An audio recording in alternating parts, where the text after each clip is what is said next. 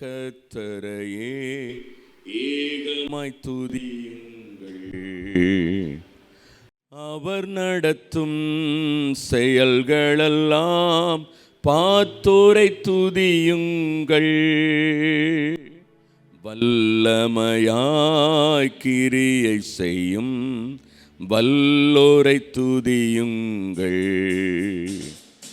எல்லோரையும் ஏற்றுக்கொள்ளும் இயேசுவை துதியுங்கள். ராஜாதிராஜனாம் இயேசுராஜன் பூமியில் ஆட்சி செய்வார். அல்லேலூயா அல்லேலூயா, தேவனை துதியுங்கள். அல்லேலூயா அல்லேலூயா, தேவனை துதியுங்கள். தம்புரோடும் வீணையோடும் கர்த்தரை துதியுங்கள்.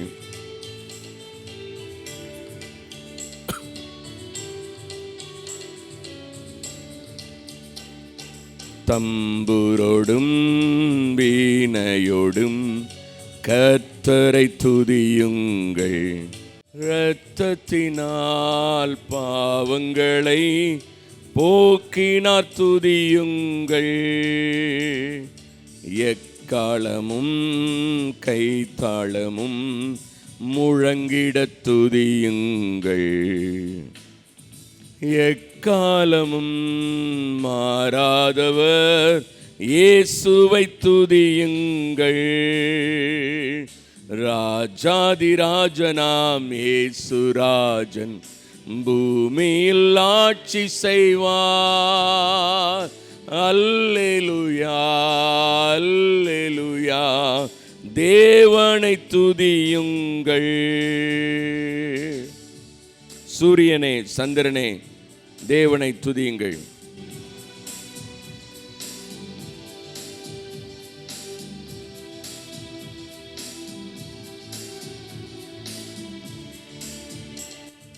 சூரியனே சந்திரனே, தேவனை துதியுங்கள். ஒழியதனை எங்கள் உள்ளம் அளித்தோரை துதியுங்கள். அக்கினியே கல்மழையே, படைத்தோரை துதியுங்கள். அக்கினியால் கல்மனதை உடைப்போரை துதியுங்கள். ராஜாதிராஜனாம் இயேசுராஜன் பூமியில் ஆட்சி செய்வார். அல்லேலூயா அல்லேலூயா, தேவனை துதியுங்கள். அல்லேலூயா அல்லேலூயா, தேவனை துதியுங்கள்.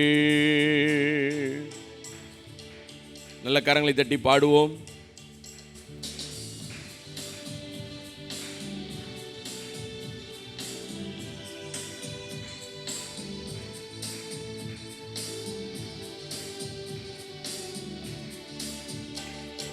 பிள்ளைகளே வாலிபரே, தேவனை துதியுங்கள்.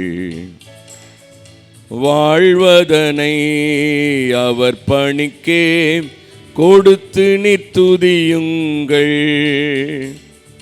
பெரியவரே பிரபுக்களே, தேவனை துதியுங்கள். செல்வங்களை இயேசுவுக்காய் செலுத்திய துதியுங்கள்.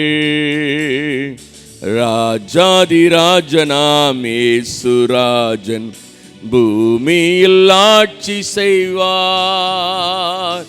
அல்லேலூயா அல்லேலூயா, தேவனை துதியுங்கள். அல்லேலூயா அல்லேலூயா, தேவனை துதியுங்கள். ஆழ்கடலே சமுத்திரமே, தேவனை துதியுங்கள். அலை அலையாய் ஊழியர்கள் எழும்பினார் துதியுங்கள்.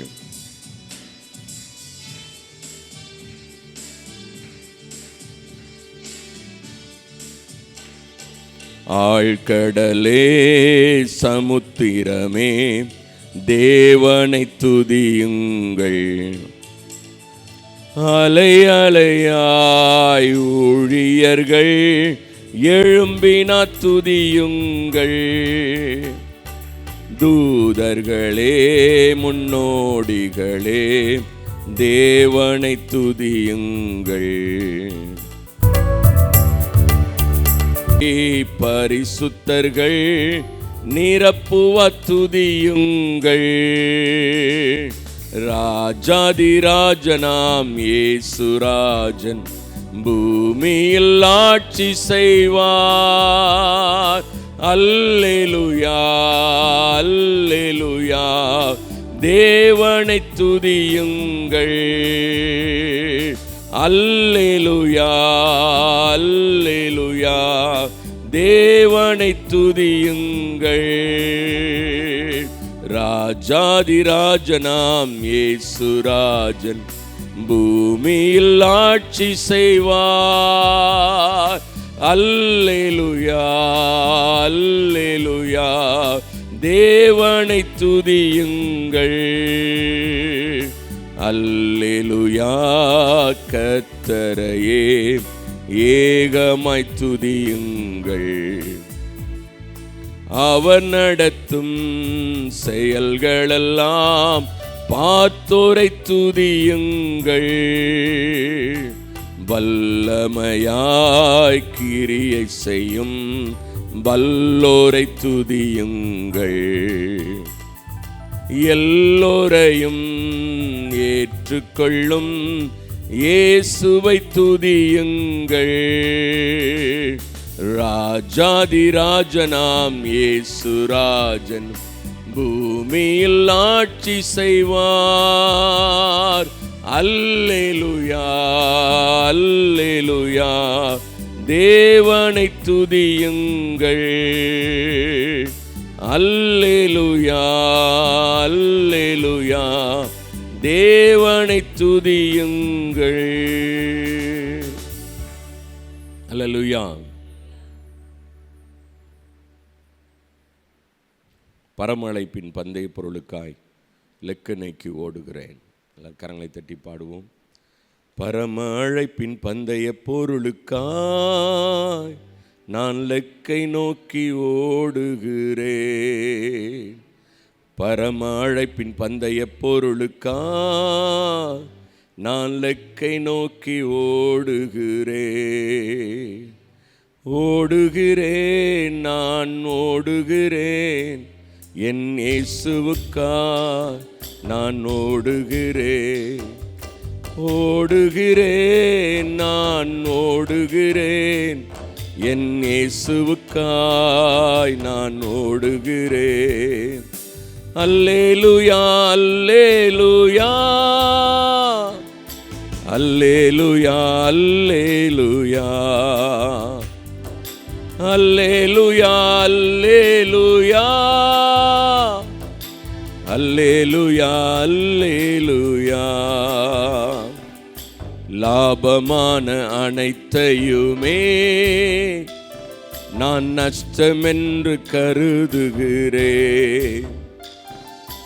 லாபமான அனைத்தையுமே நான் நஷ்டமென்று கருதுகிறேன். இயேசு ராஜாவின் இந்த வேலைக்காக, இயேசு ராஜாவின் இந்த வேலைக்காக மகிழ்ச்சியுடன் நான் ஓடுகிறேன். மகிழ்ச்சியுடன் நான் ஓடுகிறேன். அல்லேலூயா அல்லேலூயா அல்லேலூயா அல்லேலூயா. எல்லாரும் பாடலாம். அல்லேலூயா அல்லேலூயா அல்லேலூயா அல்லேலூயா. எத்தனை தான் இடர்கள் வந்தாலும் விசுவாசத்திலே நிலைத்திருப்பேன். எத்தனை தான் இடர்கள் வந்தாலும் விசுவாசத்திலே நிலைத்து நிற்பேன். எனக்காக இயேசு நியமித்த இந்த பாதையிலே நான் ஓடுகிறேன். எனக்காக இயேசு நியமித்த இந்த பாதையிலே நான் ஓடுகிறேன். அல்லேலூயா அல்லேலூயா அல்லேலூயா அல்லேலூயா அல்லேலூயா அல்லேலூயா அல்லேலூயா அல்லேலூயா. என் மணவாளன் இயேசு ராஜாவை நான் காணவே வாஞ்சிக்கிறேன். என் மணவாளன் இயேசு ராஜாவை நான் காணவே வாஞ்சிக்கிறேன்.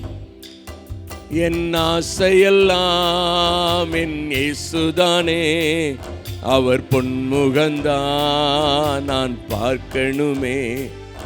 என் ஆசையெல்லாம் என் இயேசுதானே, அவர் பொன்முகந்தான் நான் பார்க்கணுமே. அல்லேலூயா அல்லேலூயா அல்லேலூயா அல்லேலூயா. எல்லா கரங்களை தட்டி அல்லேலூயா அல்லேலூயா அல்லேலூயா அல்லேலூயா. என் ஆவி ஆத்மா சரீரமெல்லாம் என் இயேசுவுக்காய் அர்ப்பணிக்கின்றேன். என் ஆவி ஆத்மா சரீரமெல்லாம் என் இயேசுவுக்காய் அர்ப்பணிக்கின்றேன். நான் உயிர் வாழும் இந்த நாட்களெல்லாம், நான் உயிர் வாழும் இந்த நாட்களெல்லாம் என் இயேசுவுக்காய் நான் ஓடுகிறேன். என் இயேசுவுக்காய் நான் ஓடுகிறேன். அல்லேலூயா அல்லேலூயா அல்லேலூயா அல்லேலூயா அல்லேலூயா அல்லேலூயா அல்லேலூயா அல்லேலூயா. பரம அழைப்பின் பந்தய பொருளுக்காய் நான் லெக்கை நோக்கி ஓடுகிறேன். பரம அழைப்பின் பந்தய பொருளுக்காய் நான் லெக்கை நோக்கி ஓடுகிறேன். ஓடுகிறேன் நான் ஓடுகிறேன், என் இயேசுவுக்காய் நான் ஓடுகிறேன். ஓடுகிறேன் நான் ஓடுகிறேன், என் இயேசுவுக்காய் நான் ஓடுகிறேன். அல்லேலூயா அல்லேலூயா அல்லேலூயா அல்லேலூயா அல்லேலூயா அல்லேலூயா அல்லேலூயா அல்லேலூயா. எல்லாரும் எழுந்து நிற்போம். ஆண்டவருடைய சமூகத்திலே மகிமையானவர் மகிமையான காரியங்களை செய்வார். இன்றைக்கு செய்வார்.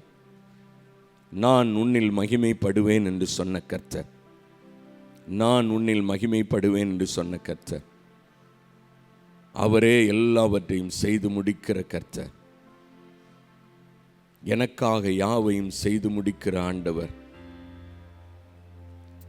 எனக்காக யாவையும் செய்து முடிக்கிற ஆண்டவர். எல்லாரும் ஆண்டவரை நோக்கி பார்ப்போம். ஆண்டவர் எல்லாரும் ஸ்தோத்தரிக்கலாம். நல்லவரே, வல்லவரே, நீதியுள்ளவரே, அன்புள்ளவரே, அதிசயமானவரே, ஆலோசனை கர்த்தரே, நித்திய பிதாவே, உம்மை நோக்கி பார்க்கிறோம். ஆண்டவரே, ஆண்டவரே, உம்மை நோக்கி பார்க்கிறோம் அப்பா. அல்லேலூயா. மக்கு ஸ்தோத்திரம், மக்கு ஸ்தோத்திரம், மக்கு ஸ்தோத்திரம், மக்கு ஸ்தோத்திரம், மக்கு ஸ்தோத்திரம் ஆண்டவரே. அல்லேலூயா. மக்கு ஸ்தோத்திரம் ஆண்டவரே. ஸ்தோத்திரம், ஸ்தோத்திரம், ஸ்தோத்திரம், ஸ்தோத்திரம், ஸ்தோத்திரம், ஸ்தோத்திரம். ஹல்லேலூயா. உமக்கு ஸ்தோத்திரம், ஸ்தோத்திரம், ஸ்தோத்திரம், ஸ்தோத்திரம், ஸ்தோத்திரம், ஸ்தோத்திரம், ஸ்தோத்திரம், ஸ்தோத்திரம். ஹல்லேலூயா. உமக்கு ஸ்தோத்திரம், உமக்கு ஸ்தோத்திரம், உமக்கு ஸ்தோத்திரம் ஆண்டவரே. ஹல்லேலூயா. உமக்கு ஸ்தோத்திரம், உமக்கு ஸ்தோத்திரம், உமக்கு ஸ்தோத்திரம் ஆண்டவரே. உமக்கு ஸ்தோத்திரம். ஹல்லேலூயா. நல்ல ஸ்தோத்திரம் பண்ணி ஹல்லேலூயா, ஹல்லேலூயா, ஹல்லேலூயா, ஹல்லேலூயா, ஹல்லேலூயா, ஹல்லேலூயா, ஹல்லேலூயா, ஹல்லேலூயா, ஹல்லேலூயா, ஹல்லேலூயா, ஹல்லேலூயா, ஹல்லேலூயா, ஹல்லேலூயா. உமக்கு ஸ்தோத்திரம் ஆண்டவரே. உமக்கு ஸ்தோத்திரம், உமக்கு ஸ்தோத்திரம், உமக்கு ஸ்தோத்திரம், உமக்கு ஸ்தோத்திரம். ஹல்லேலூயா. உமக்கு ஸ்தோத்திரம் ஆண்டவரே. உமக்கு ஸ்தோத்திரம், உமக்கு ஸ்தோத்திரம், உமக்கு ஸ்தோத்திரம், உமக்கு ஸ்தோத்திரம். முன்னும் பின்னும் நேருக்கி நேருக்கி சுற்றி என்னை சூழ்ந்திருக்கின்றீ.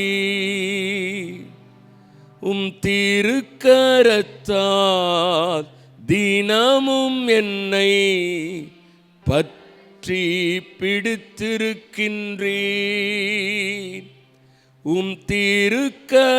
திருக்கரத்தால் தினமும் என்னை பற்றி பிடித்திருக்கின்றீர். நன்றி ராஜா இயேசு ராஜா. நன்றி ராஜா இயேசு ராஜா. என்னை காண்பவரே, தினம் காப்பவரே, என்னை காண்பவரே, தினம் காப்பவரே. ஆராய்ந்து அறிந்திருக்கின்றீர். சுற்றி சுற்றி சூழ்ந்திருக்கின்றீர். ஆராய்ந்து அறிந்திருக்கின்றீர். சுற்றி சுற்றி சூழ்ந்திருக்கின்றீர். நான் அமர்வதும் நான் எழுவதும், நான் அமர்வதும் நான் எழுவதும் நன்றாய் நீர் அறிந்திருக்கின்றீர். என்னை நன்றாய் நீர் அறிந்திருக்கின்றீர். என்னை காண்பவரே, தினம் காப்பவரே, எண்ணங்கள் ஏக்கங்கள் எல்லாம் எல்லாமே அறிந்திருக்கின்றீர். எண்ணங்கள் ஏக்கங்கள் எல்லாம் எல்லாமே அறிந்திருக்கின்றீர். நடந்தாலும் படுத்தாலும் அப்பா நீர் அறிந்திருக்கின்றீர். நடந்தாலும் படுத்தாலும் அப்பா நீர் அறிந்திருக்கின்றீர். நன்றி ராஜா. நன்றியுள்ள இருதயத்தோடு, ஒரு நன்றியுள்ள இருதயத்தோடு, ராஜா இயேசு ராஜா. நன்றி ராஜா இயேசு ராஜா. நன்றி ராஜா இயேசு ராஜா. என்னை காண்பவரே, தினம் காப்பவரே, என்னை காண்பவரே, தினம் காப்பவரே. ஆராய்ந்து அறிந்திருக்கின்றீர். சுற்றி சுற்றி சூழ்ந்திருக்கின்றீர். ஆராய்ந்து அறிந்திருக்கின்றீர். சுற்றி சுற்றி சூழ்ந்திருக்கின்றீ. நான் அமர்வதும் நான் எழுவதும், நான் அமர்வதும் நான் எழுவதும் நன்றாய் நீர் அறிந்திருக்கின்றேன். ஏசையா நீர் நன்றாய் என்னை காண்பவரே, தினம் காப்பவரே. நம்மை காண்கிற தேவன் ஒருவர் உண்டு. நம்முடைய பிரச்சனைகளை, நம்முடைய பாடுகளை, நம்முடைய நிந்தனைகளை எல்லாவற்றையும் காண்கிற தேவன் உண்டு. நம்மை காண்கிற தேவன் உண்டு. வனாந்தரத்திலே பிள்ளையின் சத்தத்தை அவர் கேட்டார். வனாந்தரத்திலே அழுகிற பிள்ளையினுடைய சத்தத்தை கேட்கிறவர். வனாந்தரத்தை போல இருக்கிற எந்த சூழ்நிலையா இருந்தாலும் நம்மை காண்கிற ஒரு தேவன் உண்டு. ஹல்லேலூயா. அவர் எல்ரோயி, அவர் எல்ஷடாய், அவர் சர்வ வல்லமையுள்ள தேவன். நம்மை காண்கிற தேவன். நமக்காக ஒரு நீரூற்றை வைத்திருக்கிறார். நமக்காக ஒரு ஜீவ தண்ணீரை வைத்திருக்கிறார். நமக்காக அவர் எல்லாவற்றையும் செய்து வைத்திருக்கிறார். நன்றி பரிசுத்த ஆவியானவரே, நன்றி பரிசுத்த ஆவியானவரே. நீர் எங்களை காண்கிறீர் ஆண்டவரே, அதற்காக உமக்கு ஸ்தோத்திரம். நன்றி பரிசுத்த ஆவியானவரே, நீர் எங்களை காண்கிறீர். நன்றி அப்பா. வானத்தையும் பூமியும் உண்டாக்கின கர்த்தர், சர்வ வல்லமையுள்ளவர். எங்களை நீர் காண்கிறீர் ஆண்டவரே. ஒருவரும் எங்களை காணாவிட்டாலும், ஒருவரும் எங்களை விசாரிக்காவிட்டால், எங்களை விசாரிக்கிற ஒரு தேவன் உண்டு. அவர் சர்வ வல்லமையுள்ள தேவன். நன்றி பரிசுத்த ஆவியானவரே. நம்முடைய அன்பு கரத்தில் அர்ப்பணிக்கிறோம். இயேசுவின் நாமத்தின் பிதாவே, ஆமேன். ஜப குறிப்புக்காக ஜபிக்கலாம். 7000 மிஷனரிகள், 1,00,000 கிராமங்கள். எல்லாரும் ஸ்தோத்திரம் பண்ணி ஜெபம் பண்ணுங்க. ஆண்டவரே, இந்த தரிசனத்துக்காக கிராம மிஷனரி இயக்கத்தை ஆண்டவரை நடத்தி கொண்டிருக்கிறீர், அதற்காக ஸ்தோத்திரம்.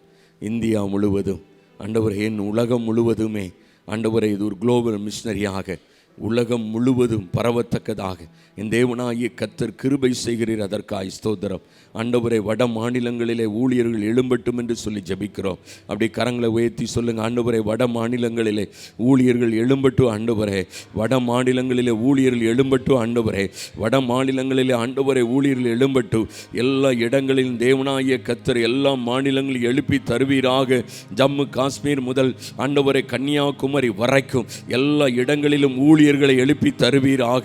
ஆண்டவரே, வேலைக்காரர்களுக்காக வேண்டிக் கொள்ளுங்கன்னு சொன்னீங்களேப்பா.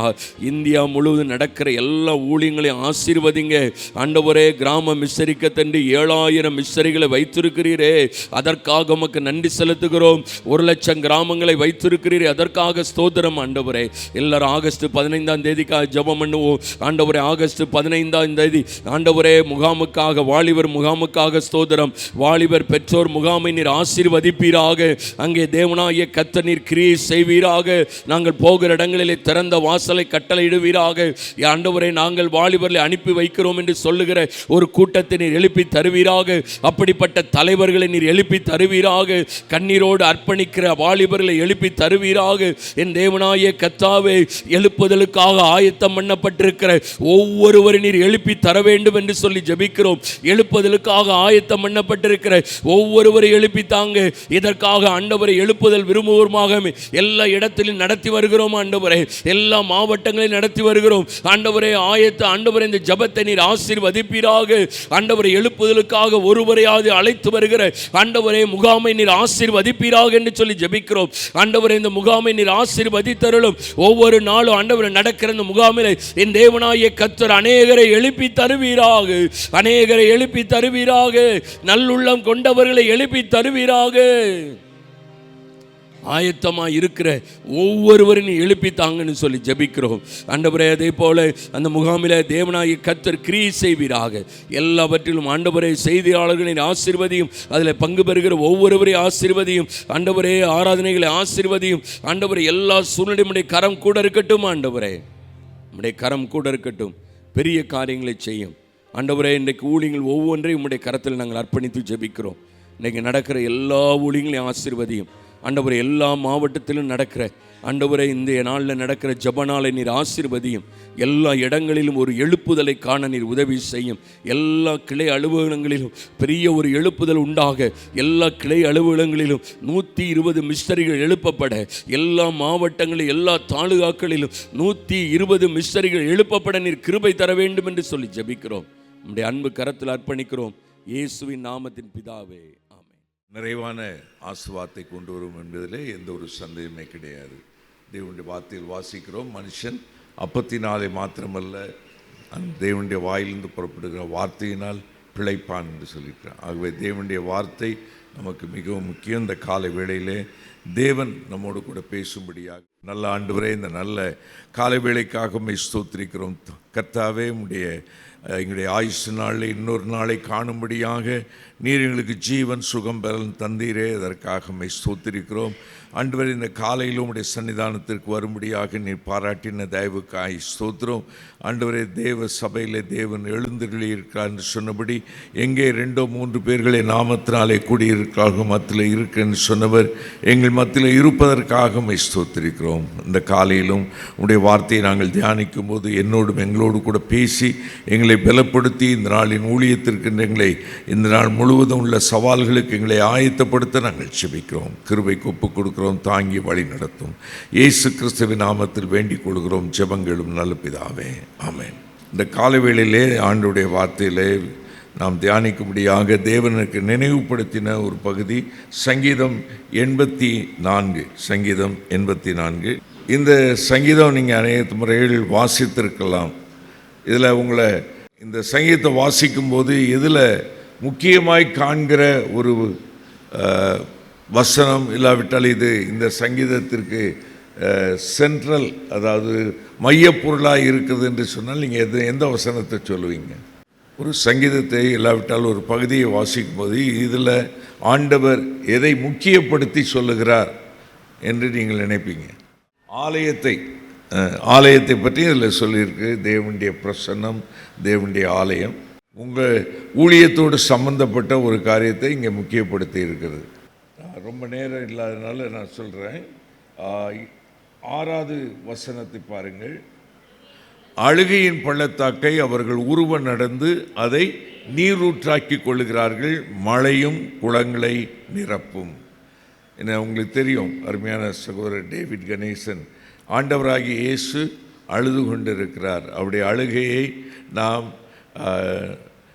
நிறுத்துவதற்கு, இல்லாவிட்டால் அவருடைய கண்ணீரை துடைப்பதற்கு நீங்களும் நானும் ஏதாவது ஒன்றை செய்ய வேண்டும் என்பதான ஒரு நோக்கம். அதற்கு ஒரு காரணம், அதை ஆண்டவர் நம்மை அந்த ஊழியத்திற்கு அழைத்திருக்கிறார். இந்த ஊழியத்தில் நாம் அந்த அழுகையை மறந்து போகக்கூடாது. அதை என்ன செய்யலாம், அதை லேசாகவும் எண்ணக்கூடாது. அதை உருவ நடந்து நம்முடைய வாழ்க்கையில் அந்த அழுகையின் பள்ளத்தாக்கை உருவ நடந்து அதை நாம் நீரூற்றாக்கி கொள்ளுகிற இது. அதில் எபிரேய மொழியில் அழுகையின் பள்ளத்தாக்கு என்று சொல்வது அதை பேக்கா என்று சொல்கிறது. அதை பெராக்கா என்று சொன்னால் சோத்திர பள்ளத்தாக்கு. அழுகையின் பள்ளத்தாக்கு என்று சொன்னால் பேக்கா என்று சொல்லப்படுகிறது. அதை நீரூற்றாக்கி கொள்ளுகிற ஒரு அனுபவம். அதோடு மட்டுமல்ல, இந்த சங்கீதத்தை எழுதினது யார் என்று நீங்கள் பாருங்கள். முதல் வசனம் எழுதினது, இல்லாவிட்டால் அதற்கு ராகம் அமைத்தது என்று சொன்னால் அதை கோராகின் புத்திரர் என்று சொல்லி கீத் என்னும் வாத்தியத்தில் வாசிக்க கோராகின் புத்திரர் உள்ள ராகத்தலைவனுக்கு ஒப்புவிக்கப்பட்ட சங்கீதம். கோராகு என்று சொன்னார். கோராகு என்று சொன்னால் என்ன நமக்கு ஞாபகத்துக்கு வருகிறது? தேவனுடைய ஊழியக்காரராகி மோசைக்கும் ஆரோனுக்கும் எதிர்த்து நின்ற ஒரு கூட்டம்.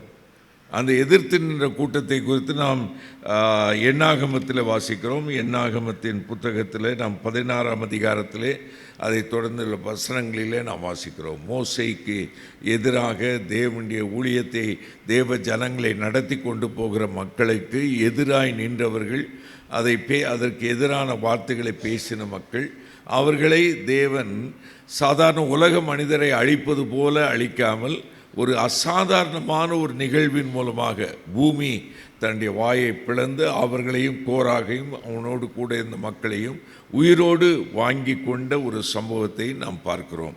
இப்படிப்பட்ட இந்த கோராகு, இந்த அழிக்கப்படுகிற இல்லாவிட்டால் தேவனுடைய கோபாக்கினைக்கு தண்டனைக்கு உட்பட்ட ஒரு கோத்திரத்திலிருந்து தேவன் ஒருவனை தெரிந்து கொண்டு இந்த சங்கீதத்திற்கு இசையமைத்திருக்கிறார்.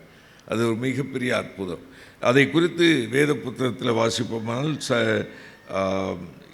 எண்ணாகமம் 26ஆம் அதிகாரம் 16ஆம் வசனத்திலே கோராகின் புத்திரர், அதாவது ஒரு சிலர், அந்த கோராகினுடைய வம்சத்தை சேர்ந்த ஒரு சிலரை தேவன் உயிரோடு பாதுகாத்தார். இன்றைக்கும் கூட நம்முடைய வாழ்க்கையில் நாம் சற்று யோசிப்போமானால் அநேகர் நம்மை விட நல்லவர்கள், நீதிமான்கள் இருக்கும்போது அவர்கள் மத்தியிலே தேவன் நம்மை பாதுகாத்து வழி நடத்தி கொண்டிருக்கிறார். மிக ஆச்சரியமான ஒரு அன்புள்ள கிருபையுள்ள தேவன். அதை நாம் விவரித்து சொல்ல முடியாது. நாம் ஏன் ரட்சிக்கப்பட்டோம், நாம் ஏன் இந்த தேவனுடைய ஆவியினால் நிரப்பப்பட்டோம், தேவன் ஏன் நமக்கு இந்த அழைப்பை கொடுத்தார், அழைப்பு பெற்றவர் மத்தியிலே தேவன் நம்மை இப்படிப்பட்ட ஒரு நல்ல கனமான ஊழியத்தில் கொண்டு வந்து வைத்திருக்கிறான்னு சொன்னால் அதற்கு விளக்கமே கிடையாது. அநேகர் நம்மை விட நன்றாய் படித்தவர்கள், நல்ல கிருபையில் உள்ளவர்கள், வரங்களை பெற்றவர்களாம் இருக்கிறார்கள். அவர்கள் மத்தியிலே தேவன் நம்மை தெரிந்து கொண்டிருக்கிறார். மிக சிறப்பான காரியம். அதைத்தான் தேவனுடைய வார்த்தை, ஆரோனை போல ஒருவன் அழைக்கப்பட்டால் ஒழிய இந்த கனமான ஊழியத்திற்கு ஒருவன் தானாய் ஏற்படுகிறதே கிடையாது. நீங்கள் நானும் இங்கே இருக்கிறோம் என்று சொன்னால் ஆண்டவருடைய சுத்த கிருபை, ஆண்டவருக்கு மகிமை உண்டாவதாக.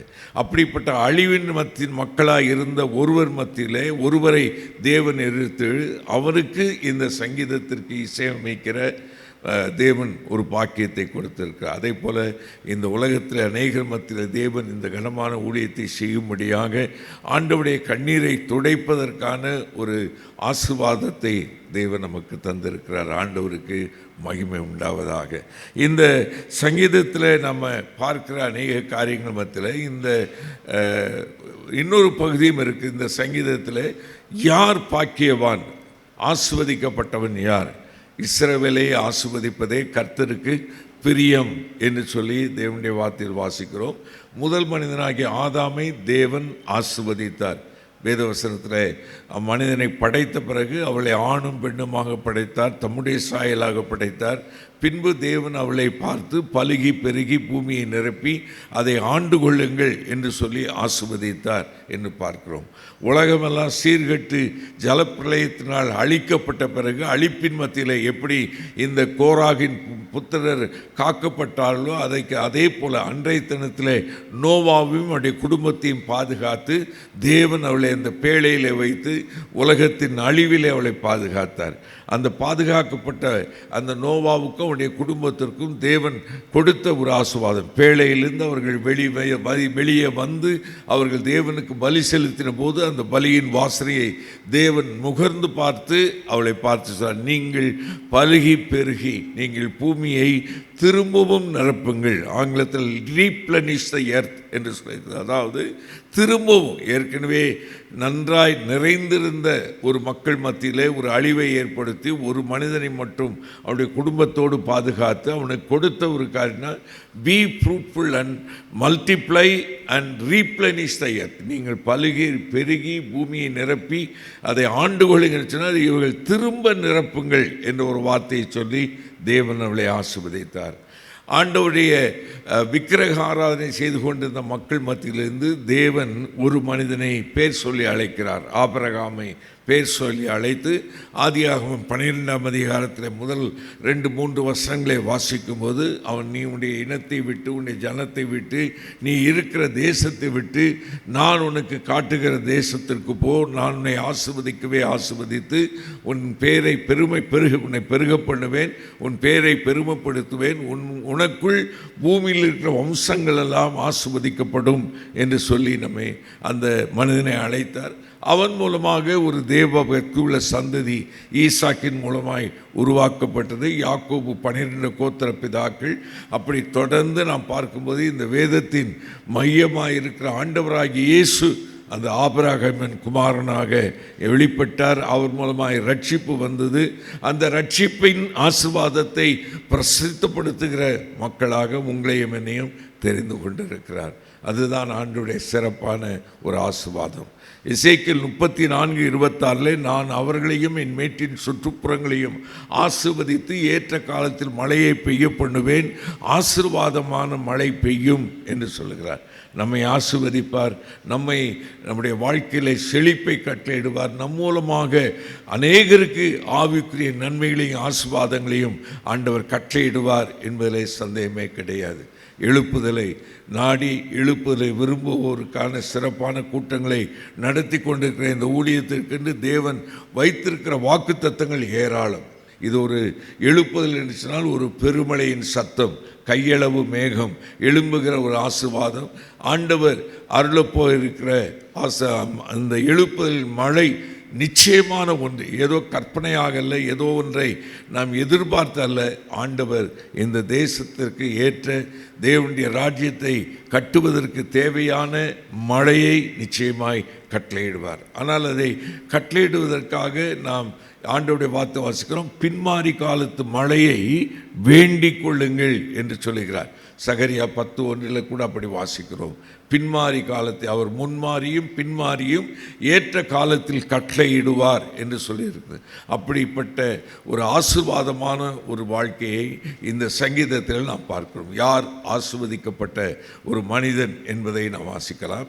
ஆனால் சுருக்கமாக இந்த காலையிலே தியானிப்பதற்காக தேவன் நினைவுபடுத்தினால், நம்முடைய வாழ்க்கையிலே இப்படி கண்ணீரை நாம் கடந்து ஒரு ஆசீர்வாதமான ஸ்தோத்திரத்திற்கு இல்லாவிட்டால் சந்தோஷத்திற்கு நம்மை நடத்துவதற்கான அல்ல 3-4 குறிப்புகளை நான் உங்களோடு கூட பகிர்ந்து கொள்ள விரும்புகிறேன். இந்த சங்கீதக்காரன் இப்படிப்பட்ட சங்கீதக்காரன் சொன்னாலே தேவனை துதிக்கிறவன், தேவனை ஆராதனை செய்கிறவன் என்று நமக்கு தெரியும். ஆனால் இந்த சங்கீதத்தில் பார்க்கும்போது கண்ணீரை களிப்பாய் மாற்றுகிற, இல்லாவிட்டால் சாபத்திலிருந்து ஆசீர்வாதமாய் மாறுவதற்கு தேவன் கொடுத்திருக்கிற 4 குறிப்புகள் என்று சொன்னால், முதலாவது தேவனுடைய பிரசன்னம்.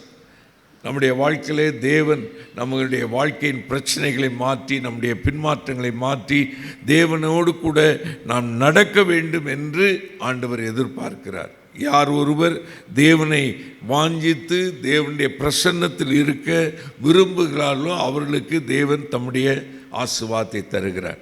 முதல் மனிதனாகிய ஆதாமை தேவன் பகலின் குளிர்ச்சியான வேளையில் தேவனாகிய கர்த்தர் அவனோடு கூட நடந்தார் என்று பார்க்கிறோம். உலகை அழிவிலிருந்து பாதுகாத்த நோவாவோடு கூட தேவன் நடந்தார் என்று பார்க்கிறோம். இவர்களுக்கு இடையே வாழ்ந்த ஏனோக்கை கூட தேவன் நடந்தார் என்று பார்க்கிறோம். அதோடு இப்படி ஏராளமான சம்பவங்களை நாம் பார்க்கலாம். இந்த சங்கீதத்தில் பார்க்கும்போது இந்த சங்கீதக்காருடைய வாஞ்சை எப்படி இருக்கு சொன்னால், இந்த உம்முடைய ஆலயத்தில் 4வது வசனத்தில் இல்லை 3வது வசனத்தில் பார்க்கும்போது, என் ராஜாவும் தேவனுமாகிய சேனைகளின் கர்த்தாவே, உம்முடைய பீடங்கள் அண்டையில் அடைக்கலான் குருவிக்கு வீடும் தகைவிலான் குருவிக்கு தன் குஞ்சுகளை வைக்கும் கூடும் கிடைத்ததே என்று சொல்கிறார். ஒரு தேவனுடைய பிரசன்னத்தில் அவ்வளவு நெருக்கமாய் வருவதற்கு அவனுக்குள்ளே இருக்கிற வாஞ்சையை, ஒருவேளை இதை பொறாமை என்று கூட சொல்லலாம். இப்படி குருவியெல்லாம் கூட உடைய பீடத்தின்றையில் வந்திருக்கிறது, அதே போல் அடைக்கலான் குருவியுடைய குஞ்சுகளை வைக்கிற கூடு இருக்கிறது, எனக்கு அப்படிப்பட்ட ஒரு இல்லையே என்கிற ஒரு வாஞ்சை இருக்கிறதை நாம் பார்க்கிறோம். இன்றைக்கு நாம் நம்முடைய வாழ்க்கையிலே தேவன் நமக்கென்று வைத்திருக்கிற மேன்மையான ஆசீர்வாதங்கள், நம் மூலமாக தேவன் செய்ய வேண்டும் என்றிருக்கிற ஆசீர்வாத காரியங்களை நாம் பார்ப்பதற்கும் பெற்று அனுபவிப்பதற்கும், தேவன் நம்மை ஆசீர்வாதமாய் வைத்திருப்பதற்கும் தேவன் எதிர்பார்க்கிற ஒன்று என்னவென்றால் அவருடைய பிரசன்னத்தை நாடுகிற ஒரு வாஞ்சை. இந்த காலையில் நாம் எழுந்து தேவனுடைய பிரசன்னத்தில் ஓடோடி வந்திருக்கிறோம். அதிகாலையில் என்னை தேடுகிறவன் கண்டடைவான் என்று சொல்லியிருக்கிறபடி நிச்சயமாய் தருவார். ஆனால் உள்ளத்தின் ஆழத்திலே இது ஒரு கடமையாக அல்ல, ஒரு வாஞ்சையோடு கூட என்னை படைத்த தெய்வம், என்னை ரட்சித்தவர், என்னை அழைத்தவர், என்னுடைய தேவைகளெல்லாம் சந்தித்து இம்மட்டும் நடத்தி வந்திருக்கிறவர், அவருடைய சன்னிதானத்திலே அவரை துதிக்க, அவருடைய சன்னிதானத்தில் இருக்க நான் வந்திருக்கிறேன் என்று சொல்லுகிற வாஞ்சை இருக்க வேண்டும். அதைத்தான் சங்கீதக்காரனுடைய அனுபவத்தை நாம் பார்க்கிறோம். மானானது நீரோடைகளை வாஞ்சித்து கதறுகிறது போல தேவனே என் ஆத்துமாவை வாஞ்சித்து கதறுகிறது என்று சொல்கிற தேவ பிரசன்னத்தை நாடுகிற வாஞ்சை, விருப்பம் என்பது மிக முக்கியம்.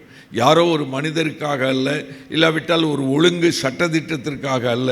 நாம் வாஞ்சையோடு கூட ஆண்டவரை தேடும்போது ஆண்டவர் நம்மை வெளிப்படுத்துவார். நம்முடைய வாழ்க்கையை அவர் வழிநடத்தி செல்வார். நம்முடைய வாழ்க்கையின் பிரச்சனைகளிலிருந்து நம்மை ஆசீர்வாதமாய் மாற்றுவார் என்பதற்கு இந்த சங்கீதத்தில் நாம் பார்க்கிற ஒன்று. அதைத்தான் 1000 நாளை பார்க்கலும் உம்முடைய பிரகாரங்களில் செல்லும் ஒரே நாள் நல்லது, ஆகாமிய கூடாரங்களில் வாசமாய் இருப்பதை பார்க்கலும் என்ற தேவனுடைய ஆலயத்தின் வாசற்படியில் காத்திருப்பதையே நான் நாடுகிறேன், தெரிந்து கொள்வேன் என்று சொன்னான். You have to choose. தேவனுடைய பிரசன்னத்தில் சங்கீதக்காரனாகிய தாவீது அப்படி வாஞ்சியோடு கூட வந்ததை நாம் பார்க்கிறோம். அவனை பார்த்து தேவன், அவன் என் இருதயத்திற்கு ஏற்ற தாசன். அவனுடைய பின்மாற்றத்திலே அவன் இருக்கும்போது தேவனுடைய பிரசன்னத்திலே வந்தான். தேவனிடத்தில் தன்னுடைய குறைகளை அறிக்கையிட்டு ஜெபித்தான். கர்த்தர் அவனை ஒரு ஆசீர்வாதமான பாத்திரமாய், ஒரு பெரிய கோலியாத்தை வீழ்த்துவதற்கு ஒரு கருவியாய் தேவன் பயன்படுத்தினான் பார்க்கிறோம். ஆண்டவருடைய நாமம் மைமைப்படுவதாக. தேவனுடைய பிரசன்னம் என்று சொல்லும்போது நாம் தேவனுடைய மனிதனாகிய யோசேப்பை நினைக்காமல் இருக்க முடியாது. அவன் தகப்பன் வீட்டில் இருக்கும்போது தன்னுடைய மூத்த சகோதரனுடைய பொல்லாங்குக்கு உடன்படாமல் அதற்கு எதிர்த்து நின்றவன். அவனை தூக்கி குழியில் போட்டபோது அவளுக்கு விரோதமாய் என்ற ஒரு வார்த்தையை சொல்லாமல் அமைதியாய் அவன் சகித்து கொண்டான்.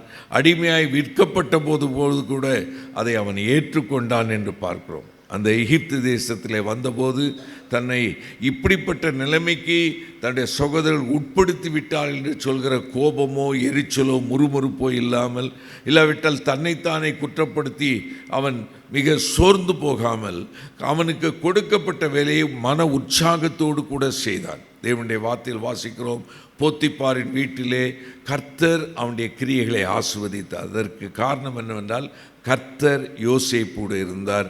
அவன் காரிய சித்தி உள்ளவனாயிருந்தான். கர்த்தர் யோசேப்பின் நிமித்தம் அவனுடைய குடும்பத்தை ஆசீர்வதித்தார் என்று பார்க்கிறோம்.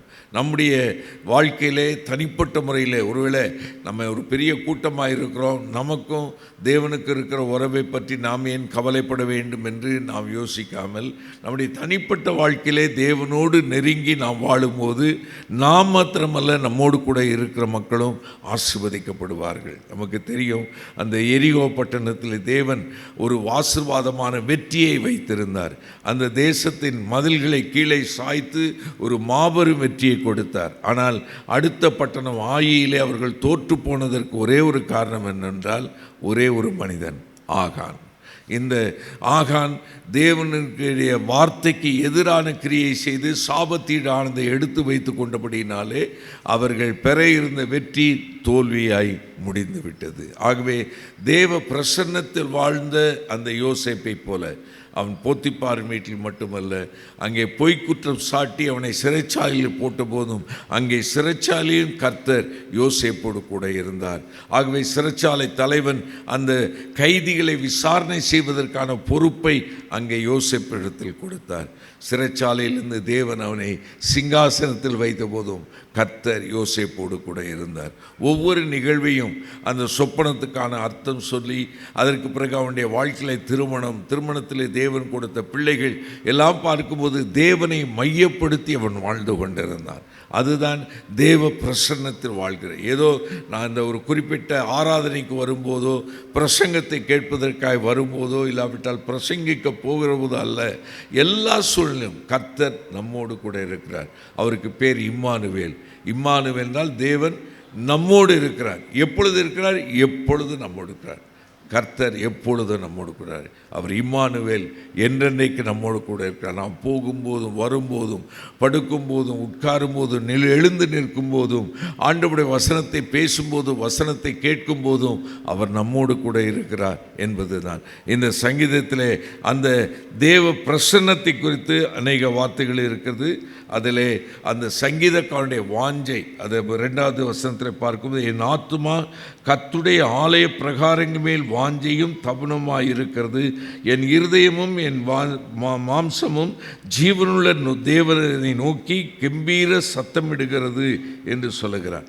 இப்பொழுது நமக்கு ஆலயம் என்று சொல்லுகிற பிசிக்கல் ஒருவேளை இருந்தாலும் புதிய ஏற்பாட்டிலே புது உடன்படிக்கையின் கீழே ஆலயம் என்றால் நீங்களும் நானும் தான். நீங்களே பரிசுத்த ஆவியானவர் தங்கி தாபரிக்கிற ஆலயமாக இருக்கிறீர்கள். ஒருவன் ஆலயத்தை, தேவனுடைய ஆலயத்தை கெடுத்தால் தேவன் அவனை கெடுப்பார் என்று சொல்லி, தேவனுடைய பிரசன்னம் இருக்கிற நம்முடைய வாழ்க்கை, நம்முடைய இருதயம், நாம் தான் தேவனுடைய ஆலயம் என்கிற ஒரு சூழ்நிலையில் நாம் தேவ பிரசன்னம் நமக்குள் இருக்கிறது என்ற வாஞ்சியோடு கூட வாழும்போது நம்முடைய வாழ்க்கையின் பிரச்சனைகளை மேற்கொள்ளவும், ஊழியத்திலே நாம் கனி உள்ளவர்களாய், நாம் ஆசீர்வாதம் உள்ளவர்களாய், ஒரு மாபெரும் எழுப்புதலை மக்கள் மத்தியிலே கொண்டு வரக்கூடிய பாத்திரங்களாய் தேவன் நம்மை பயன்படுத்துவார் என்பதில் எந்த சந்தேகமே கிடையாது.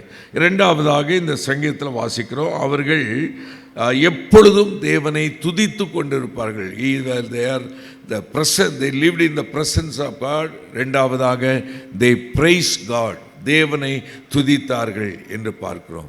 தேவனுடைய வார்த்தை வாசிக்கிறோம், இந்த ஜனத்தை எனக்கென்று ஏற்படுத்தினேன். எதற்காக? அவர்கள் என் துதியை சொல்லி வருவார்கள். ஆண்டவரை துதிக்கிற ஒரு மக்களாக.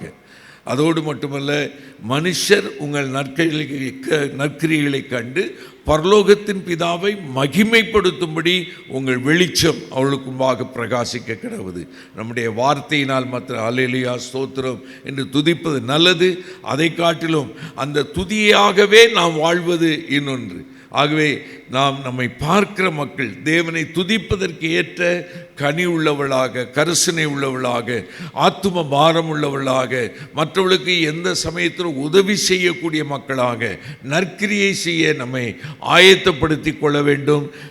நாம் நிருபங்களை வாசிக்கிறது போல நற்கிரியை செய்ய நாம் பழகி கொள்ள வேண்டும், முந்திக் கொள்ள வேண்டும் என்ற அநேக வசனங்கள் இருக்கிறது. எல்லாம் சொல்வதற்கு சமயமில்லை. ஆனால் எதற்கு?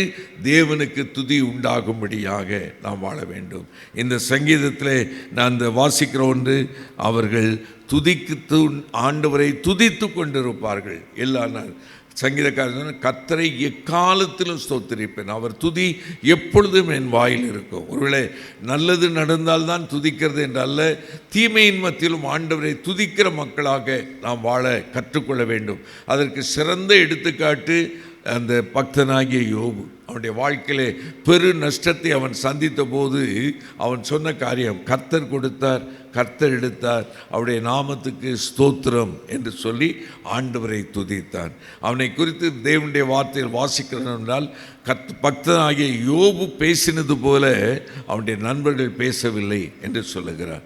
ஆகவே நம்முடைய வாழ்க்கையில் நம்முடைய சூழ்நிலைகள் எதிராக இருந்தாலும், பிரச்சனையோடு கூட இருந்தாலும், நாம் இருதயத்தின் ஆழத்தில் ஆண்டவரை துதிக்க என்றால், தேவனுடைய பிரசன்னம் இருந்தால் தேவனை துதிக்க வேண்டும். என்றால் இஸ்ரவேலின் துதியின் மத்தியில் அவர் வாசமாயிருக்கிறார். அவர் எங்கே துதி இருக்கிறதோ அங்கே அவர் இருக்கிறார். ஆண்டவருக்கு மகிமை உண்டாவதாக. ஆண்டவருடைய வார்த்தையில் வாசிக்கிறோம், நீங்களோ உங்களை அந்தகாரத்தில் நின்று ஆச்சரியமான ஒளியிடத்துக்கு வரவழைத்தவுடைய புண்ணியங்களை கூறி அறிவிக்கிற ராஜரீக ஆசாரிய கூட்டம்.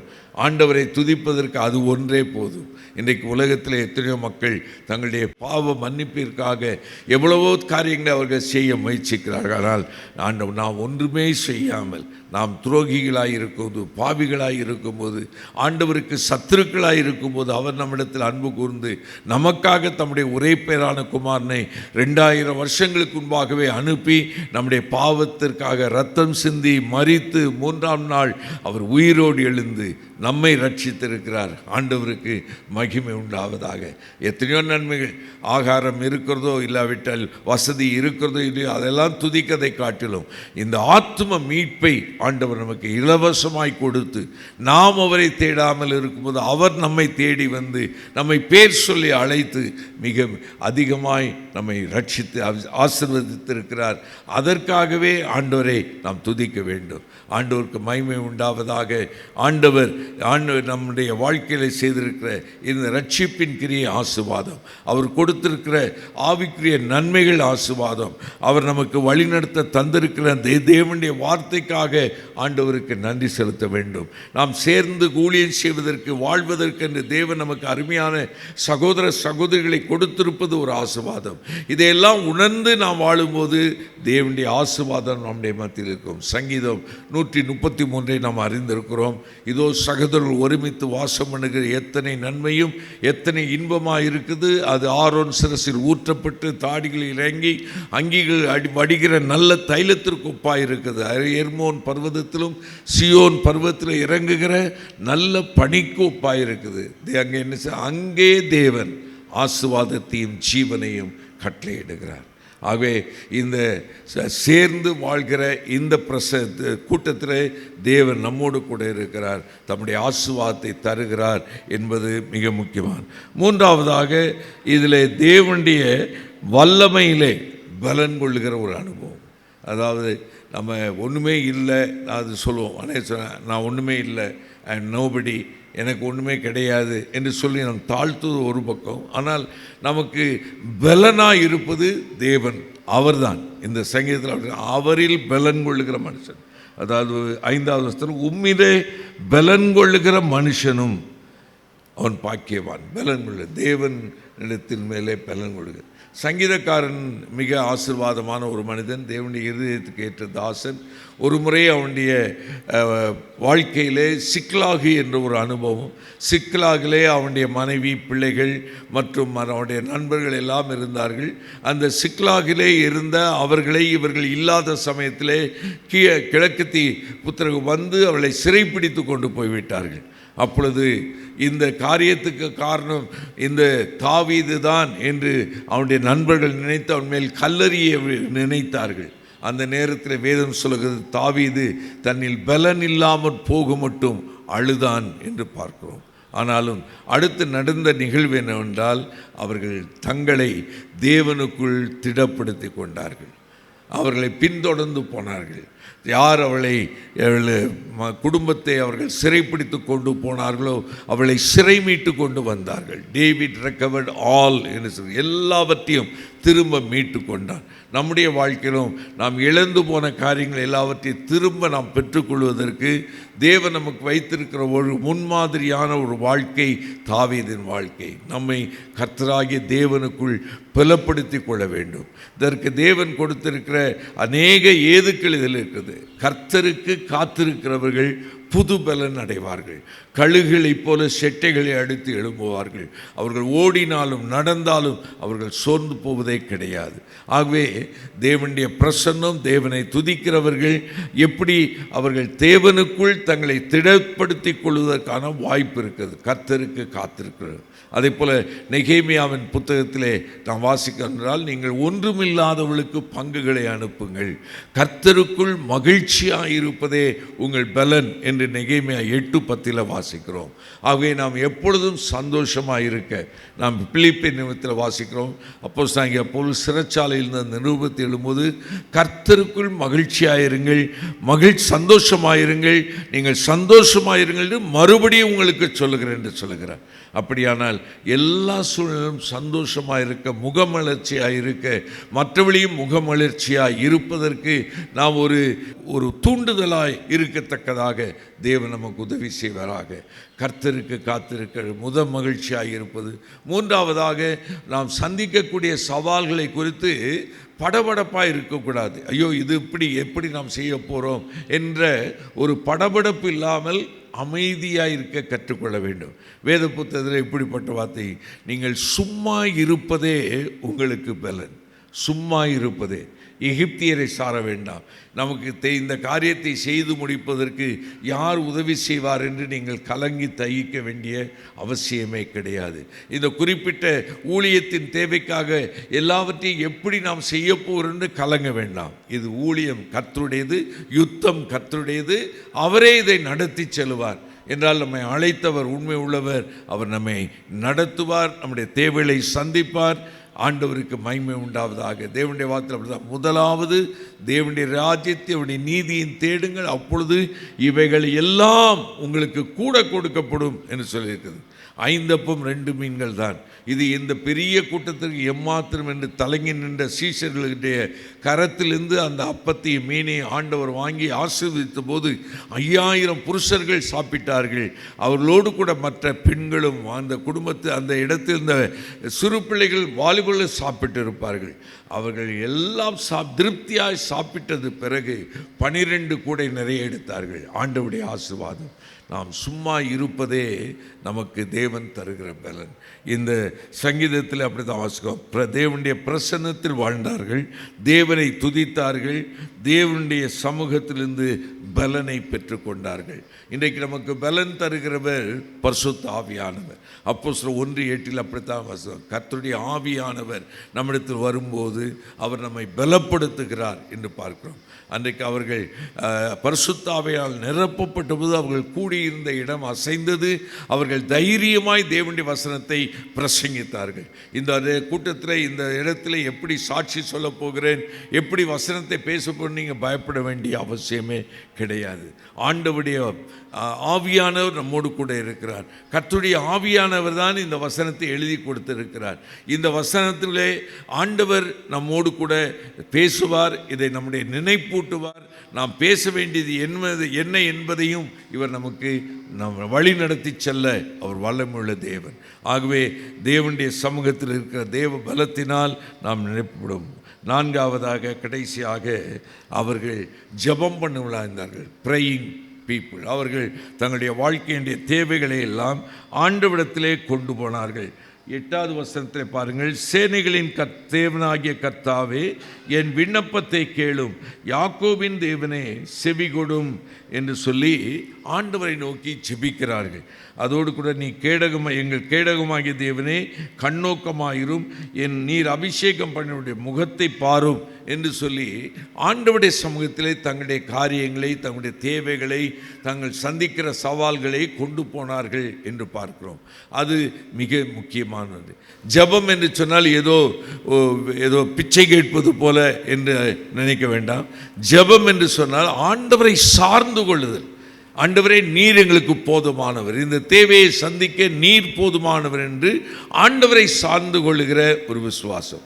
நான் அநேக மக்களிடத்தில் சாட்சி சொல்லும்போது இந்த வில்லேஜ் மிஷனரி மூவ்மெண்ட்டை குறித்து தைரியமாக நான் சொல்வதுண்டு. இது ஒரு விசுவாச ஊழியம் என்று சொல்கிறார். அதற்கு காரணம், இந்த ஊழியத்தை நடத்தி செல்வர்களுக்கு இருக்கிற ஒரு விசுவாசத்தை பார்த்தால் ஒரு ஃபெய்த் ஆஃப் அ ஜெயண்ட் என்று சொல்லலாம். ஒரு விசுவாச வீரர்கள், இல்லாவிட்டால் ஒரு ஜாம்பவான்கள் போல மிகப்பெரிய காரியங்களை அசாதாரணமாய் சொல்லிவிட. இத்தனை கோடி ரூபாய்க்கு நாம் இத்தனை 1000 கிராமங்களுக்கு, இத்தனை லட்சம் கிராமங்களுக்கு, ஆத்துமாக்களுக்கு என்று ஒரு விசுவாசத்தின் அறிக்கை செய்து அதை மற்றவர்களுக்கு சொல்லி அவளை உற்சாகப்படுத்தி இதில் ஈடுபடுத்த வைப்பது ஒரு அசாதாரணமான ஒரு செயல்.